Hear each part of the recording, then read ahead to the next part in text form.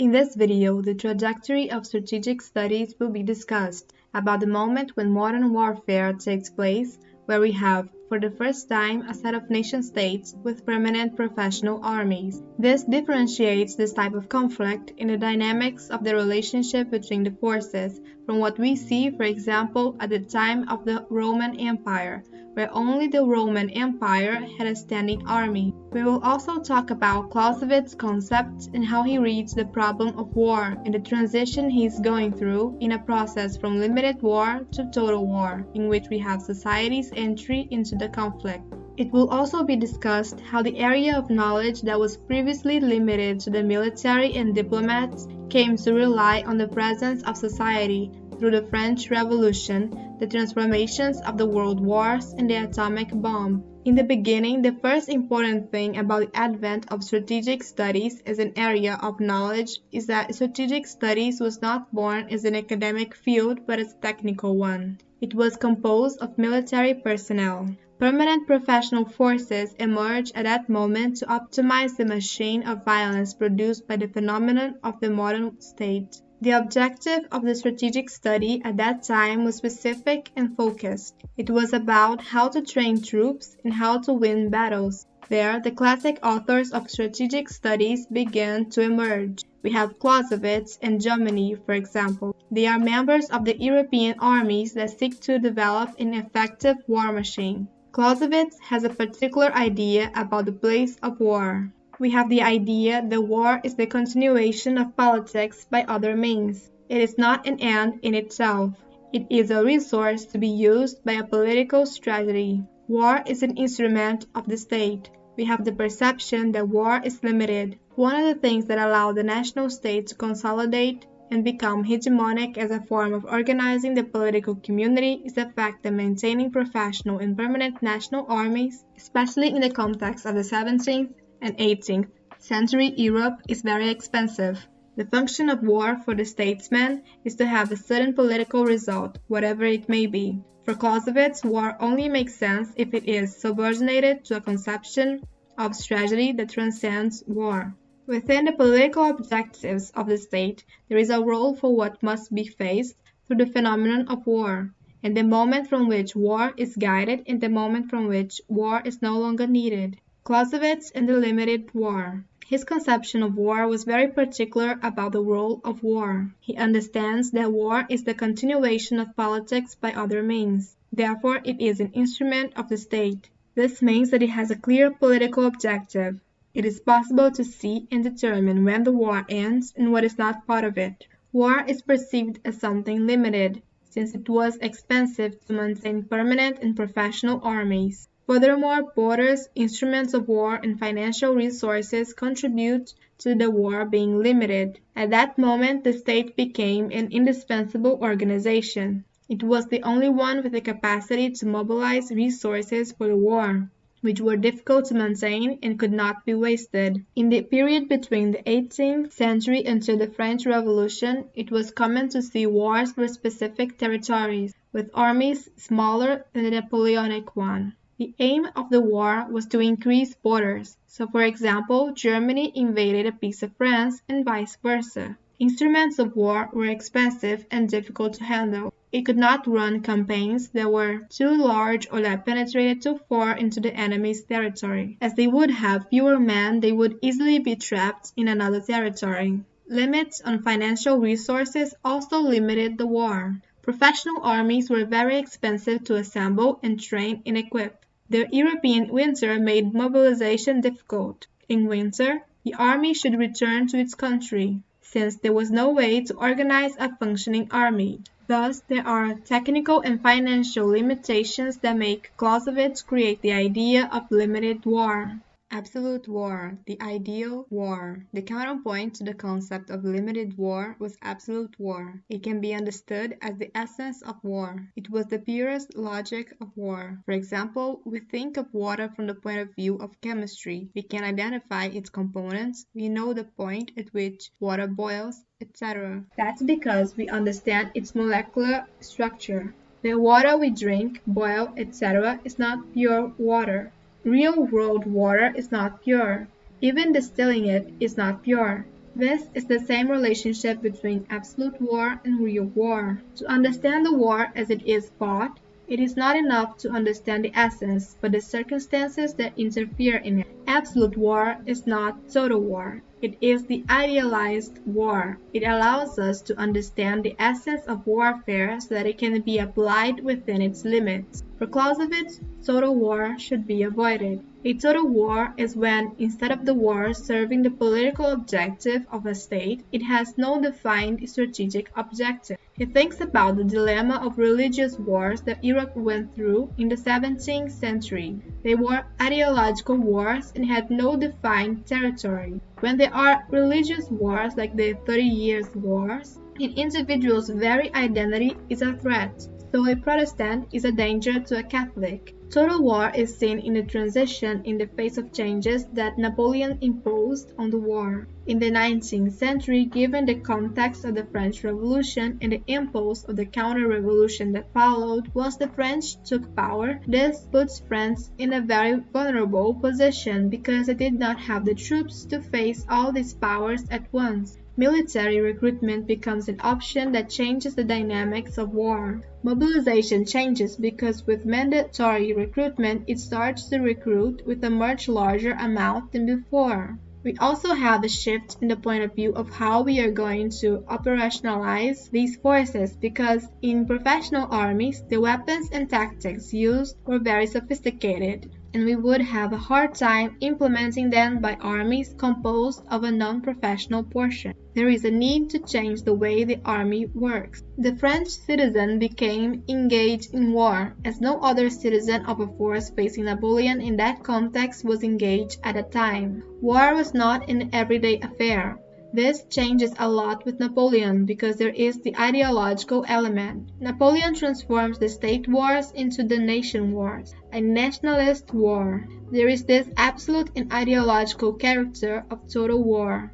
The French Revolution and the Napoleonic War were born in a context of necessity. What happened after the French Revolution was that other nations would unite to defend themselves against the advance of revolutionary ideas. European nations organized to contain revolutionaries. Napoleon puts the French Revolutionary Army as something that is not just of the French state. It is in the name of the freedom of all the states of Europe. It becomes a conflict between the different aristocracies in Europe. In Napoleon's letter, he states that the Revolutionary Army would support the different peoples of Europe against the different aristocracies. From that moment on, it became an all-out war. It doesn't have a specific objective. It is a war of all the people of Europe against all aristocracies and could be fought anywhere. The state mobilizes the war discourse to increase society's participation. So the French Revolution takes on two connotations. On the one hand, the French Revolution is still a return to pre-Westphalian ideological wars, such as the 30 Years' War, because it has a universalizing aspect. In the published narrative, the Napoleonic Wars are not just a war for the French nation. It seeks freedom for people. It produces a differentiation between the aristocratic elites that oppress the people of Europe and the French Revolutionary Army that emerges to oppose the aristocracy. The aristocracies of Europe are the enemies of the French Revolution. Napoleon even wrote a letter to the free people of Europe saying that the oppressed people could count on the Revolutionary Army in case of need, bringing a universalist narrative. On the other hand, the French Revolution was the first nationalist war. It is a nationalism different from the height of nationalism seen in the First World War. In the First World War, we had the first great national war, in which society entered into war as a mobilizing element of violence in a way never seen before in modern Europe. Nationalism was useful for the French Revolution and the Napoleonic Wars. Recruitment during the French Revolution was a matter of survival and necessity. In the early 20th century, before World War I, nationalism began to become a force that builds a boastful discourse about war. It is not a war of necessity, but war as the proof of the nation's virtue. War becomes desired, since it is possible to demonstrate its superior capacity, its virtue, and its resilience. Society becomes the protagonist of the conflict. The 18th century wars were fights between aristocratic forces with professional armies. The wars of the 20th century have the people as protagonists. With the First World War, nationalism emerged as a boastful force. Another thing that marks the First World War is the transformation in artillery. We have the systematic implementation of rifles. They are easier to use, and we have the use of machine guns. What happens to the result of this process is technological evolution. The evolution witnessed is not accompanied by this tragedy. In World War I, we have new technology, but we have the same types of tragedy as the French Revolution. Before, we had small armies, and the destructive power of weapons was less than 20th century weapons. These were movement wars. Troops were organized to position themselves in advance across the terrain. In World War I, it became more difficult to defend against the weapons used. Therefore, it is necessary to change the way war is fought. Movement wars like Napoleonic Wars changed to trench wars, which are wars of position. The focus was on advancing in the territory to a point enough to establish its strength and have a level of stability, then wait for the next opportunity to advance. With the First World War, we have this transformation toward total war.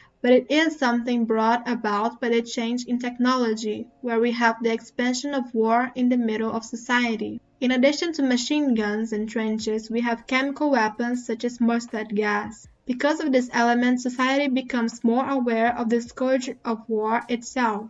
The humanitarian cost of that war was much higher, and this had a great impact on society. Technology accelerates this dynamic. In the 30s, we had the advent of another transformation related to the improvement of the use of the airplane through aerial bombing. This changes the way different forces are mobilized. Air Force becomes decisive in military strategy as a result of transformations in air power. With aerial bombardment, it is easier to break the initial line of defense. But one consequence is that by using air power, it turns civilian installations inside of the war. One of the consequences from a symbolic point of view is that it showed that even if the citizen does not want to get involved in the war, he would no longer have this option since there is greater insecurity. The citizen may be in a place far from the war operation, but the bombing can hit you. It can reach hospitals, churches, and homes.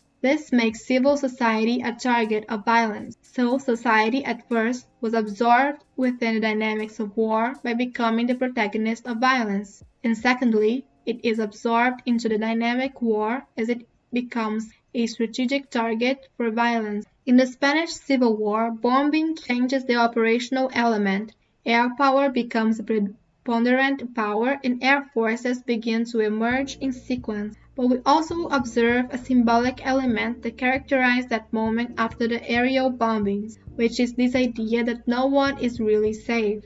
War can reach you anywhere. Thus, society ceases to be exclusively a protagonist of violence, but also becomes a strategic target. Given that there would be no place to hide from this violence, this brings a psychological aspect of terror used as an element in war planning. In the Second World War, there was also a wide use of aerial bombardment, but the fundamental impact of strategic thinking generated by World War II came at the end of the war, with the nuclear bomb. The nuclear bomb has such a determining character that the very way it demobilized Japan alters the very objective of strategic studies. Until then, the strategic studies were being taught about how to train troops and how to win battles. His objective was to find the ideal way to mobilize resources and how to use the terrain to make military victory possible. From the moment the atomic bomb enters the scenario, the ultimate objective of strategic studies is no longer to win the war itself,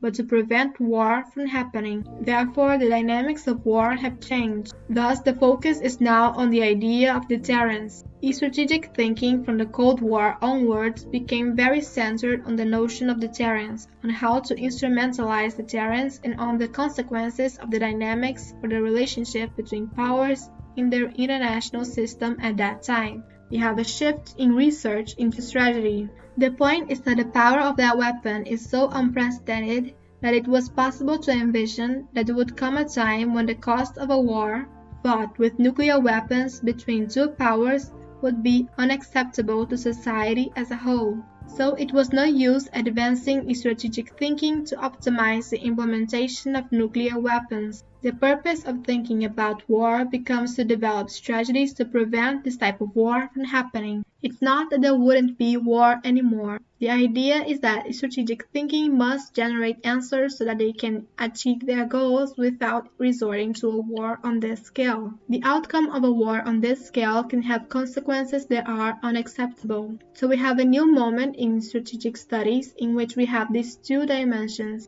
The first particularity of this moment is the fact that, unlike what happened in the 18th and 19th century, where knowledge about war was technical knowledge, after the Second World War, we have a strong presence of academia thinking about war. So war becomes a concern of society to the point where we have universities doing research on strategic thinking. Great civilian strategies start to emerge at that moment. We no longer have the idea that only the military thinks about the problem of strategy, and the academia is inserted as a space within which strategy is thought. That's all. Thank you for watching.